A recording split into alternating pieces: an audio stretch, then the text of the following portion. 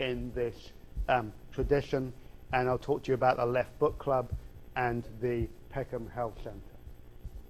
So the British Broadcasting Corporation was founded in 1922, and its public service broadcast mission was articulated by its first Director General, John Reith, later Sir John Reith, in a pamphlet titled Broadcast Over Britain in 1924. Broadcast Over Britain set out that the reason why Britain should have a state-funded wireless service was that it should avoid the type of commercial crap, he didn't use these terms, but that's what he meant, that was available on commercial radio in the United States, where you have a riot of different channeling, all providing what he thought were debased forms of entertainment. Okay? Instead, he said the BBC should be funded by the state because it's going to educate the public. It's not going to pander to their interests. It's going to make them better people. Okay? And so the BBC was, from the outset, very much an elitist cultural project. Okay? It provided forms of radio that people didn't necessarily want to hear, but that was meant to be good for them. Okay, so it had lots of talk shows, not talk shows as in Oprah Winfrey type talk shows, but talk shows as in current affairs discussion groups or the discussions about religious matters. It had lots of drama. The radio play was born in this area. It played, of course, a lot of music, and that music was always classical music, and it conducted a good amount of religious broadcasting. It then included the things that people wanted to hear, like dance music, musical comedy, and the variety types of things that came out of music hall at very, very late at night. Okay? So basically after the 10 o'clock watershed. However, the BBC increasingly engages in listener research through a variety of forms. It has its own magazines like the Radio Times and the Listener, but it also employs market research organisations. And it finds, surprise, surprise, that people really don't want to listen to what it is that the BBC are broadcasting. So the BBC begins to adapt and to try and make a more varied programme. So, for instance, in 1933, there were only 4 weekly variety shows. By 1936, there were 25. And they began to introduce popular music in the 8 o'clock to 10 o'clock setting. And indeed, by 1946, the BBC sets up its so-called third programme, which is just for classical music. And guess what percentage of the audience listened to the third programme? Anyone have a guess here? Wild guess? Percentage? 1%. And they weren't in my family. The Left Book Club is the other example that I want to. Another example. The Left Book Club was founded in 1936 by Victor Galans. It was a type of publishing that was meant to be non-commercial. Okay, as with documentary films, as with the development of film clubs, the idea was to try and miss out the middleman, miss out commercial distribution networks. Okay, and so the Left Book Club was basically set up to create discussion groups. Okay, you subscribe to it. They sent you their new publications, and then they sent you these types of guides that would give you discussion points on the latest books that you could raise in your discussion groups with your friends and neighbours. There were meant to be over 1,000 of these discussion groups around the country in 1939, and the Left Book Club, like documentary films that we saw some clips of last week, were meant to be didactic and documentary. They were meant to inform and educate. So probably the two most famous examples would be Orwell's The Road to Wigan Pier, which you read or did not read a section of last week, but should have, and Ernest Hemingway's A Farewell to Arms about the Spanish Civil War. Absolutely central to the Left Book Club's concern was the spread of fascism and the social and economic conditions that were allowing fascism to spread across Europe. And I think I do have time to give you one more example, which is the Peckham Health Centre, built in this fabulous building by Sir Owen Williams in 1935, but they've been running since the early 1930s in a far more humble site. The Peckham Health Centre was a very important institution because it developed a new model of healthcare that was preventive, okay, and that became the type of model that would be used in the post-war period.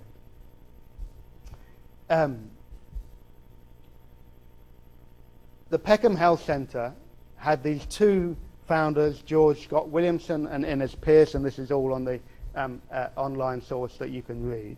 What isn't, as is the description of this building, which is organised around a central swimming pool in the middle, and then as much glass as possible to let natural light in, and a whole series of meeting rooms all around the all around the swimming pool, and this canteen that you see here. The idea was to allow families to engage in healthy leisure pursuits, to keep them in good health. Okay, so there were gyms, there were swimming pools, there were table tennis tables, there was library rooms, there was just about everything. And there was a canteen that served food that came direct from an organic farm that they had started in Kent earlier. It was set up in Peckham because Peckham was a very mixed neighbourhood. It had families from all social classes. So this was also meant to be building a new type of community where class was not going to be the overriding a determinant of whether you were able to join and get access to these resources. And importantly, the idea behind the centre was that people will emulate each other. The idea, the reason why it's so full of glass is so that people could watch other people engaging in good, healthy pursuits and want to join in and emulate them. Similarly, the canteen was predicated around the idea of self-service. Okay? Now, we all think that self-service is something that had always existed in canteens, because we've all been to a school canteen where you get some, element of choice. Not true. Self-service hadn't existed in canteens. You went to a canteen, you got what was there, you had no choice. In the Peckham Health Centre, you were able to choose.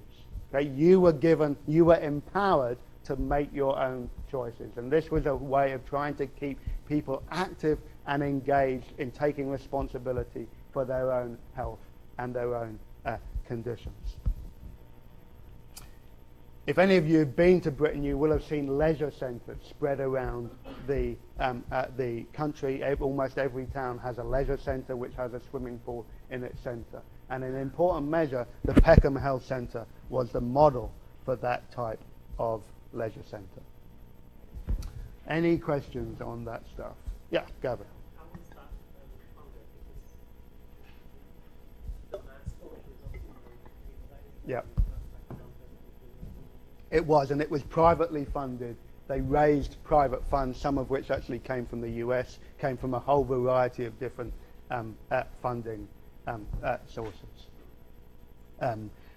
You paid, the families that joined paid, a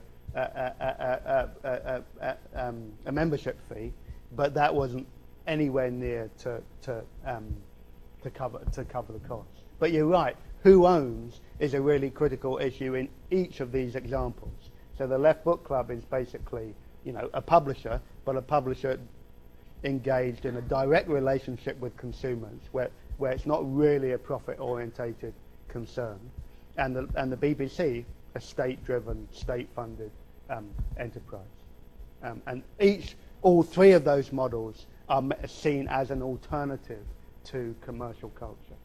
Any other questions? Yeah. Go ahead.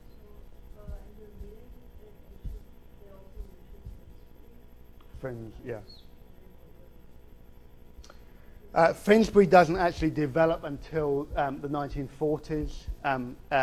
It's a similar type of thing. It's funded by local government money, so it's a slightly different type of organisation, and I might touch on that in a later lecture. I'm not sure. Any other questions? No? Okay, I know you just want to get to the midterms, handing back, so let's wrap this up.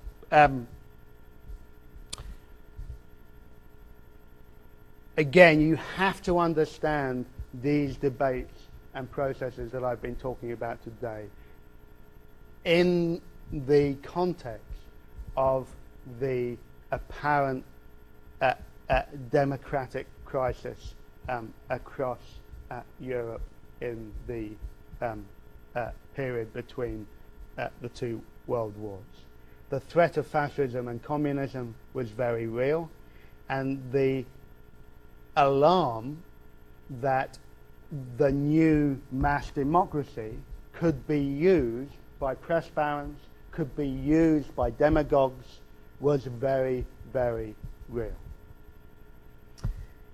You also got to understand it in the conditions of the economic and political crisis of the 20s and 30s in Britain. Remember, in the 20s and 30s, Britain lurches from one economic catastrophe to another, and from one political party to another, and basically no one can sort it out.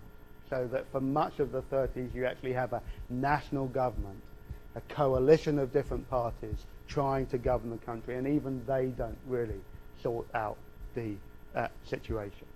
So the arrival of democracy in Britain is far from the triumph that many of those people who had advocated for it in the 19th century had hoped. And instead of blaming the political system or blaming the failed ideologies of the political parties, what happens increasingly is that the people themselves are blamed for this stasis and for this crisis. And this is why people turn to the talking about the damaging effects of mass culture on civil society. And this is why they increasingly encourage people to use their leisure time in socially responsible ways. Now, in many ways, as I started this lecture, you can see the entrails of a liberal concern with rational recreation here. But the key difference is that increasingly the forms of cultural production that are being pioneered are aimed not at improving individuals, not at the idea of self-improvement, but at the idea of building a more informed, a better community. Okay? The project is about a collective one. It isn't an individual one. And that's very significant.